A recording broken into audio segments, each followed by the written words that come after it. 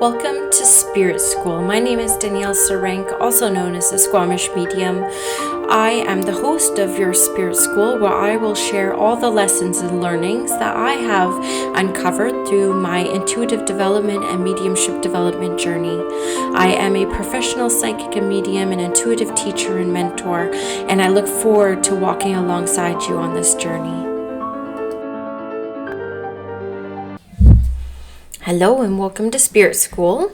Today I wanted to start a regular series that I will be doing with this podcast, because this was the original intention behind my podcast, which is around the nitty and gritty things that come up for mediumship development students and professional mediums alike. And a lot of what I talk about can translate to psychics, angel readers, any type of healers. I'm sure everybody who provides a service for spirit will be able to resonate a lot with what I discuss through this next series, which is all kind of around the hang-ups of a reader. So I'm going to be sharing some of my personal experience with this, as well as early on in my development, when I was participating in development circles. That was definitely something that came to my awareness. I used to drive quite a long way. I did like a 200-kilometer round trip for this development circle. So the whole way there, I'm praying, which I used to call begging Spirit, please show up. Please, can we have a good day? Please, can I please have some evidence come through and a loved one that's super strong? But that fear around Spirit actually not showing up, even in a practice and development setting, was pretty consuming. And so I know others have felt it too, because I've talked to a lot of my mediumship counterparts who are professional mediums. And this has come up. And, you know, a few years ago, I was fortunate enough to learn off of the amazing Tony Stockwell. And he said that this was also a concern that he had throughout his development. So I know we are not alone. Even the greats have these experiences. And so let's talk today about them. Well, some of the things that might come to your mind is, did I meditate enough this week? Did that one cocktail on Friday night, does Spirit want to punish me and not show up? Have I not developed far enough?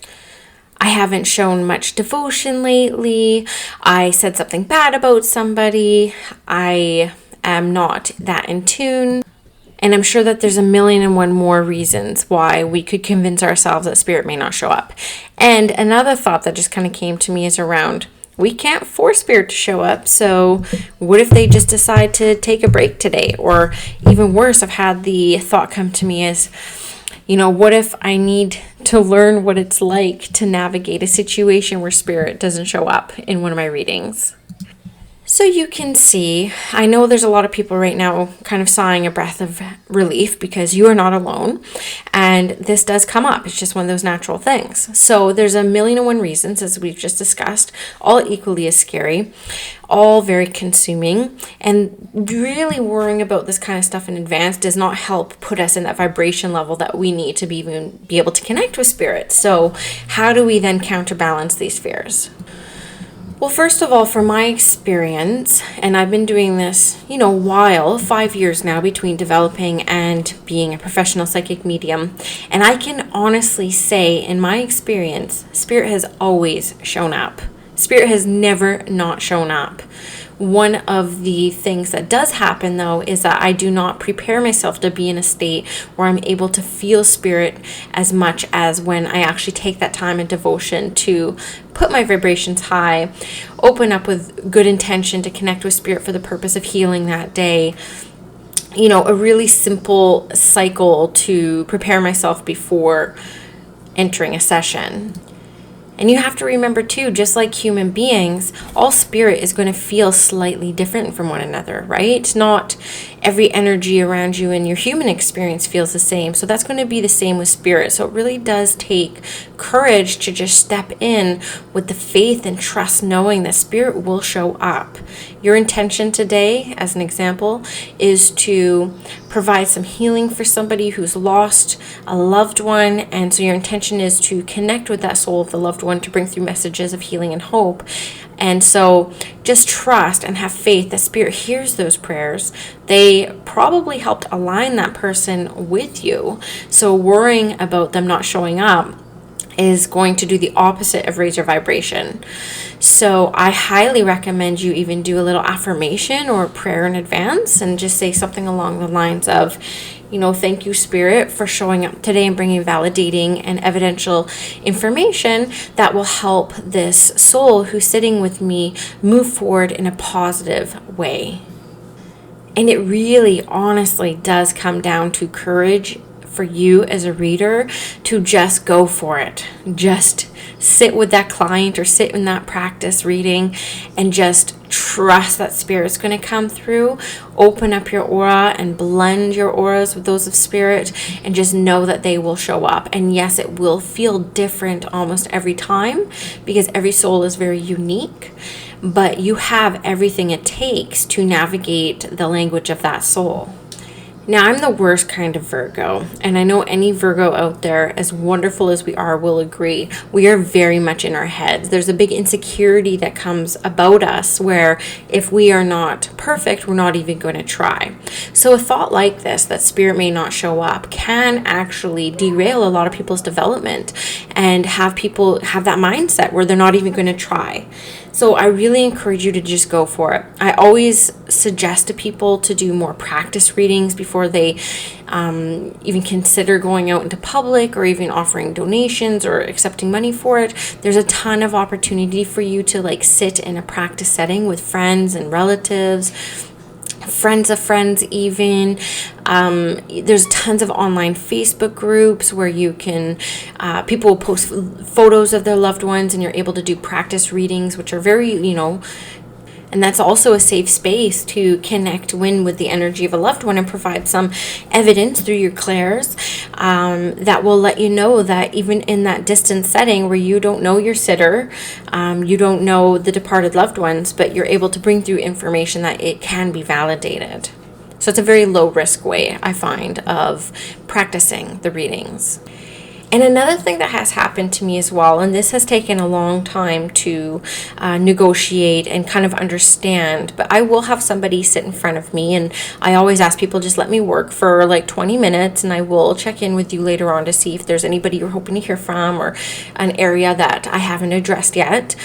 And I will have this real strong psychic and angelic connection with somebody. And I'll be able to provide lots of evidence through angels and different messages that make sense to my sitter.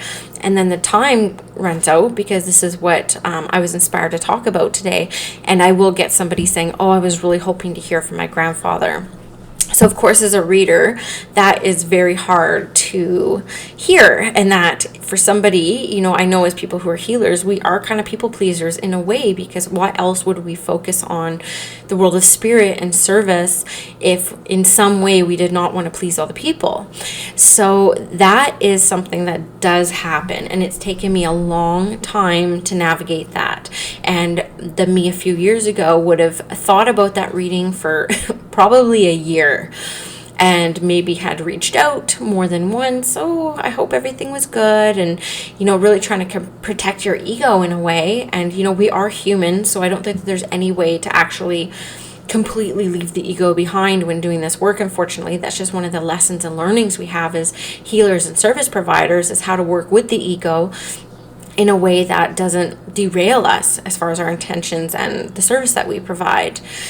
So that does happen. And one of the things that I've had to say to people who, were hoping to hear from somebody that couldn't come through, whether I truly couldn't feel the need for a mediumship link, because that does happen. Sometimes I'll be struggling trying to find that mediumship link and all the psychic information comes up. I don't know the reasons behind it, but one thing that I do for my own peace of mind and the peace of mind of my sitter, and so far this has worked with everybody and everybody has been totally fine with it, is I end it with, I really am sorry I wasn't able to feel that connection, but I just have to trust that you got exactly what you needed today. And I'll just spend some time recapping all the information that did come through and what was validated, and just say, we can sit together again in 6 or so months and just kind of see what comes through then. And I leave it there. I leave it at the door, because does that mean spirit didn't show up? No, not at all. honestly, I don't think that that's the case at all. I just think that sometimes the soul needs to hear certain things that our minds cannot comprehend. So somebody might come in saying, I just want to get a reading because I want to hear from Nan, when what I pick up in my readings at a soul level is a need to hear something else. And because I have worked with spirit for a long time and building my relationship with them, I just have to absolutely trust that they got what they needed from me that day. So that's today's episode. Very quick and short. And basically the summary is, if you're ever worried, what if spirit doesn't show up? Or as different healers, what if I don't feel the energy today? I'll tell you what, they do. You may not be able to feel it, and that fear may actually come to reality because that fear has blocked the ability for you to raise your vibration in a way that you can even make those connections. So just think about that. And trust me, spirit always shows up. So just go do that practice reading, go do that session. Leave the hang-ups at the door. Ask the angels to absorb any fears and doubts you have and replace them with love and hope. And just go do it. The world needs more people doing this work. And the world needs more people being transparent about some of these hang-ups that we all carry as spiritual service providers. So that's the episode of Spirit School today. I will be doing another series around mediumship and soulpreneur hang-ups, I suppose.